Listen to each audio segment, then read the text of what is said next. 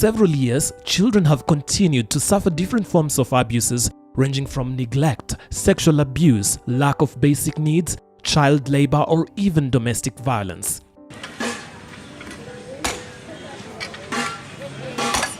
These abuses are either occasioned intentionally or due to natural circumstances beyond the control of duty bearers, such as the case of a family living in abject poverty, hence being unable to fend for their children or ensure they get education.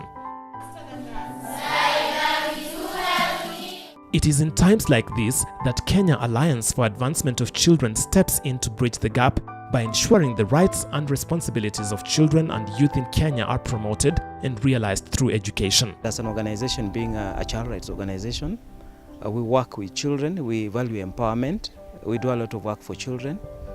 We have some support from well-wishers who are actually just people like you and me to support needy girls in a number of counties in this country.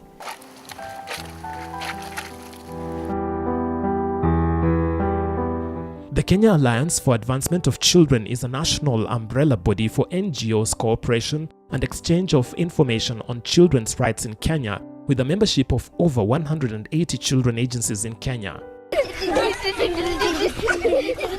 This organization envisions a society that protects all the rights of children and youth to survive, develop, and participate in all matters concerning them.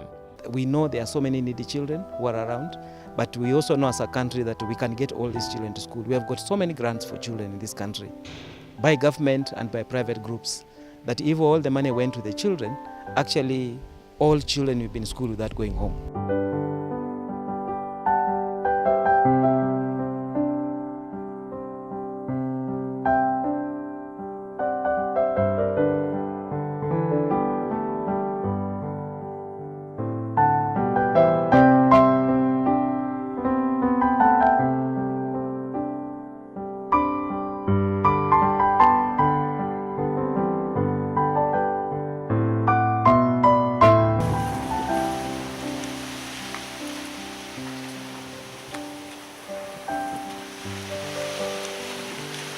Vivian Akinyi is a 17-year-old orphan from Siaya County who was adopted by well-wishers in Kipkaren Estate within Uasin Gishu County.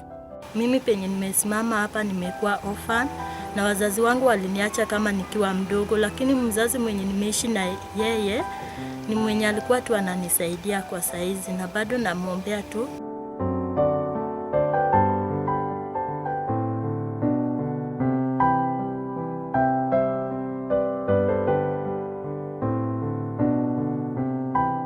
Vivian Akinyi huyo ni msichana ambaye tulimpata penye tulimtoa huko nyumbani, alikuwa anasafa sana na alikuwa anaishi na shosho yake. Sasa tukaona kwamba kushinda na safa sana, tukaona tumchukue kwa sababu huko alikuwa shosho analewa na hakuwa anamshughulikia.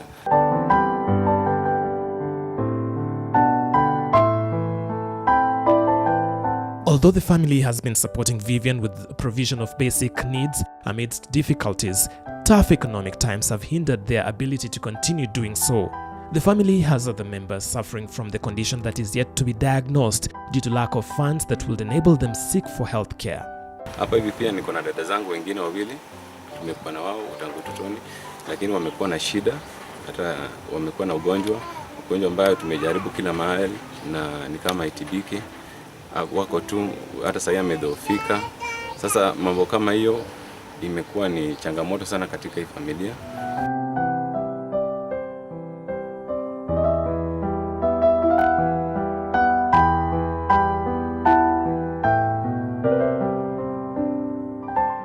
Vivian was forced to drop from school while in Form 3 at Kerotet Girls Secondary School in Uasin Gishu County after the well-wishers who are supporting her, including KAACR Constituency Development Fund, abruptly cut short their aid. Kwa maisha yangu kwanza nianze high school, nimekuwa nikisaidiwa na watu tofauti.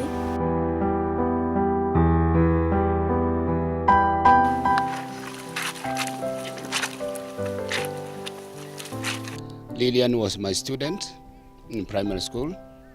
I realized she was an orphan and I always supported her up to the time she did her KCP.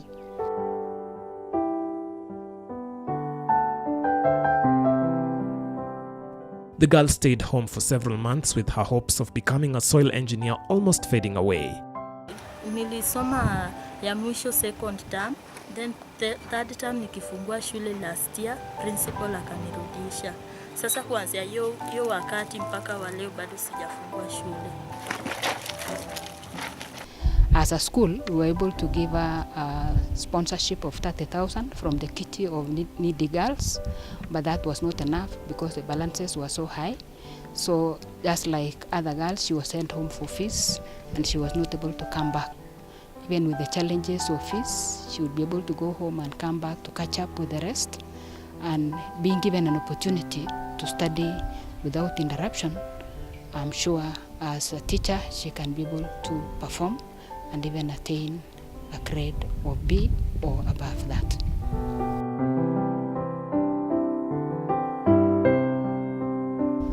Our education system imagines that we are all the same. We put fees at the same level, yet there are some parents who are better off than others. There are other children like this girl who doesn't have a father or a mother, just living with a guardian, and they still have to be subject to the same amount. Nikimaliza masomo yangu, mimi natamani kuwa engineering wa soil and water.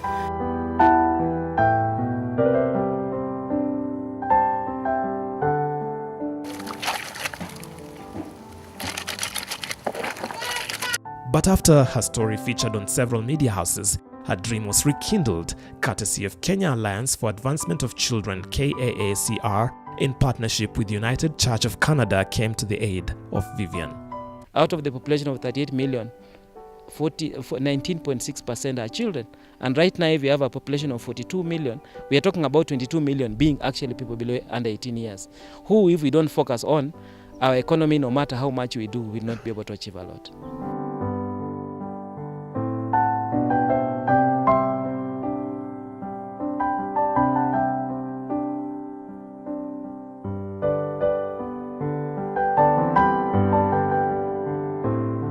I'm happy to come back to school. At first, I lost hope and I knew that I will not come back to school. And then for this is a surprise because I didn't know that I will come back to school. And for that reason, I thank you and may God bless you.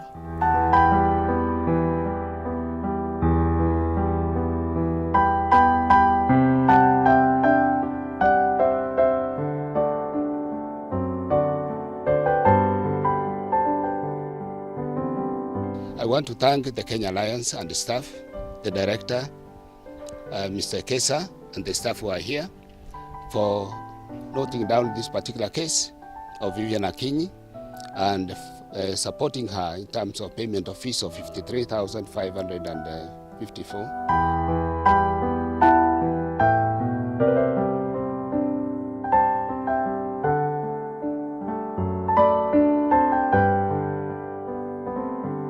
We are actually asking the government, the funds that are meant for children, let them be released on time. At the same time, the money meant for children, let it actually go to children, not to other sources.